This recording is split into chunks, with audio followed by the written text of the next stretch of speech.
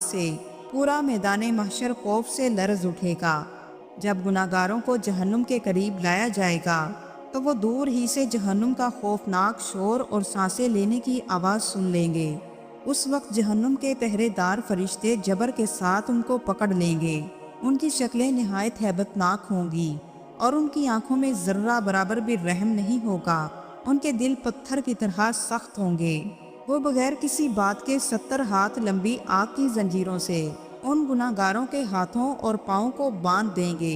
پھر ان زنجیروں کے ذریعے وہ ان کو منہ کے بل جانوروں کی طرح گھسیٹتے ہوئے جہنم کے عظیم اور ہولناک دروازوں کی طرف لے جائیں گے۔ جہنم کے کل 7 دروازے ہیں اور ہر دروازے کے لیے الگ الگ عذاب کا درجہ مقرر ہے۔ ہر درجہ اوپر والے درجے کے مقابلے میں 70 گنا زیادہ سخت ہوگا۔ جب گناہگاروں کو ان کے اپنے اپنے دروازوں کے سامنے لایا جائے گا تو وہ دروازے ایک زوردار آواز کے ساتھ کھلیں گے۔ دروازہ کھلتے ہی جہنم کے اندر سے ناقابل برداشت گرمی اور بدبو نکلے گی جو گناہگاروں کی اذیت کو کئی گنا بڑھا دے گی۔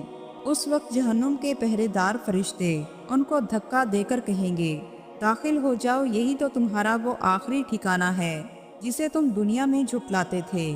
جب گناہگاروں کو دھکا دے کر اس ہولناک جہنم کے اندر پھینکا جائے گا تو سب سے پہلا احساس ان کو اس کی آگ کا ہوگا۔ جہنم کی آگ دنیا کی آگ جیسی نہیں ہوگی۔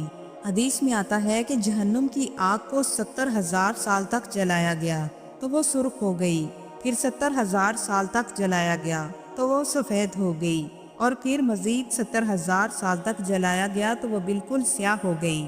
چنانچہ اب وہ تاریک رات کی طرح سیاہ ہے۔ جہنم ایک تاریک، گہری اور شدید گرم آگ کا قید خانہ ہے۔ یہ آگ ان کے جسموں کو اس طرح لپک کر پکڑے گی کہ ان کی کھال جلا کر گوشت پگھلا دے گی اور ہڈیوں تک پہنچ جائے گی۔ وہاں ان کو پہنایا جائے گا آگ کا لباس جو ان کے جسم پر ہمیشہ رہے گا اور جس پر آگ بھی بہت تیزی سے پھیلے گی۔ صرف یہی نہیں بلکہ ان کے سروں پر کھولتا ہوا گرم پانی ڈالا جائے گا جو تیزاب نما ہوگا اور ان کے سروں کو پھاڑ کر ان کی کھال جلا کر پیٹ کی آنتوں تک پہنچ جائے گا اور پاؤں کے نیچے سے نکل جائے گا۔ اس خوفناک عذاب کے دوران شدید گرمی اور پیاس سے ان کے گلے سوکھ کر کانٹے کی طرح ہو جائیں گے۔ وہ ایک ٹھنڈے قطرے کے لیے فریاد کریں گے۔ تب ان کے سامنے مشروب کے طور پر پیش کیا جائے گا حمیم، یعنی کھولتا ہوا پانی۔ پیاس کی شدت سے جب وہ اس کو پینے کے لیے منہ قریب کریں گے تو اس کی تپش سے ان کے ہونٹ اور چہرے کی کھال جھلس کر برتن میں گر پڑے گی، اور جب وہ اس پانی کو پئیں گے تو یہ ان کے اندر پہنچتے ہی آنتوں کو پگھلا دے گا۔ پھر بھی جب ان کی پیاس